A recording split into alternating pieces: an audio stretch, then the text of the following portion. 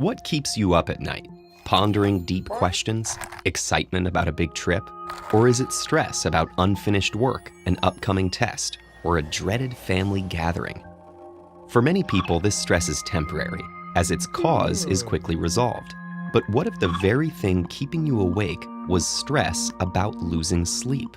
This seemingly unsolvable loop is at the heart of insomnia, the world's most common sleep disorder. Almost anything can cause the occasional restless night, a snoring partner, physical pain, or emotional distress. And extreme sleep deprivation like jet lag can throw off your biological clock, wreaking havoc on your sleep schedule. But in most cases, sleep deprivation is short-term. Eventually, exhaustion catches up with all of us. However, some long-term conditions like respiratory disorders, gastrointestinal problems, and many others can overpower fatigue. And as sleepless nights pile up, the bedroom can start to carry associations of restless nights, racked with anxiety. Come bedtime, insomniacs are stressed. So stressed, their brains hijack the stress response system, flooding the body with fight, flight, or freeze chemicals. Cortisol and adrenocorticotropic hormones course through the bloodstream, increasing heart rate and blood pressure, and jolting the body into hyperarousal. In this condition, the brain is hunting for potential threats, making it impossible to ignore any slight discomfort or nighttime noise. And when insomniacs finally do fall asleep, the quality of their rest is compromised. Our brain's primary source of energy is cerebral glucose, and in healthy sleep, our metabolism slows to conserve this glucose for waking hours. But PET studies show the adrenaline that prevents sleep for insomniacs also speeds up their metabolisms. While they sleep, their bodies are working overtime, burning through the brain's supply of energy-giving glucose.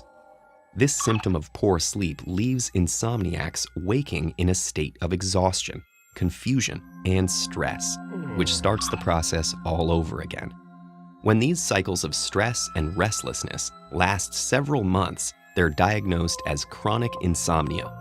And while insomnia rarely leads to death, its chemical mechanisms are similar to anxiety attacks found in those experiencing depression and anxiety. So suffering from any one of these conditions increases your risk of experiencing the other two. Fortunately, there are ways to break the cycle of sleeplessness. Managing the stress that leads to hyperarousal is one of our best understood treatments for insomnia, and good sleep practices can help rebuild your relationship with bedtime. Make sure your bedroom is dark and comfortably cool to minimize threats during hyperarousal. Only use your bed for sleeping, and if you're restless, leave the room and tire yourself out with relaxing activities like reading, meditating, or journaling. Regulate your metabolism by setting consistent resting and waking times to help orient your body's biological clock. This clock, or circadian rhythm, is also sensitive to light, so avoid bright lights at night to help tell your body that it's time for sleep. In addition to these practices, some doctors prescribe medication to aid sleep, but there aren't reliable medications that help in all cases.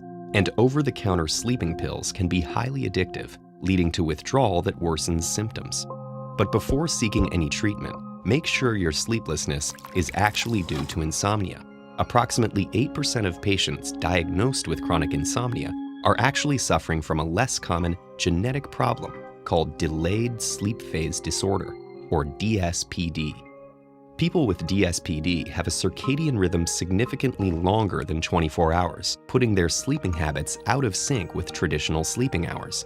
So while they have difficulty falling asleep at a typical bedtime, it's not due to increased stress. And given the opportunity, they can sleep comfortably on their own delayed schedule.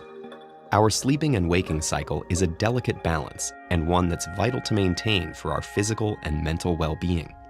For all these reasons, it's worth putting in some time and effort to sustain a stable bed